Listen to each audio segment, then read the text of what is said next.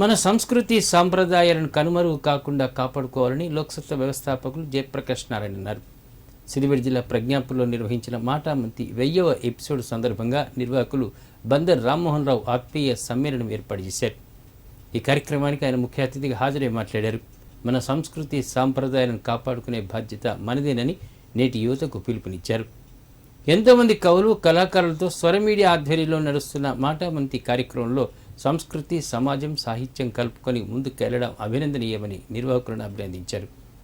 ఈ కార్యక్రమంలో ప్రముఖ తెలంగాణ ఉద్యమ స్ఫూర్తి దర్శకులు నరసింగరావు, పలువురు కవులు కళాకారులు పాల్గొన్నారు.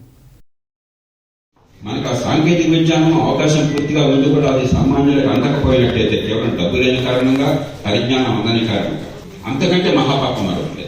ఎదిగే అవకాశాన్ని కల్పించకపోతే అది కేవలం పాపం మాత్రమే కాదు, సమాజం నష్టపోతుంది. ప్రకృతి జన్యు సంపదను పంచినప్పుడు 120 జన్యు సంపదను ఉపయోగించుకోకపోతే 20% జన్యు సంపదతో 100% భవిష్యత్తు బాగు చేయడం సాధ్యం కాదు. కాబట్టి మనమేదో ధార్మిక చింతనతో సమాజంలో అందరికి అవకాశాలు తెచ్చుకోవడం అక్కర్లేదు. మన మీద మనకు ప్రేమ ఉంటే, ఇంగిత జ్ఞానంతో కూడిన స్వార్థం ఉంటే, మన పిల్లలు మంచి సమాజంలో బతకాలన్న ఆంక్ష మనకు ఉన్నట్టయితే సమాజంలో అందరి జన్యు సంపద ఉపయోగపడాలి.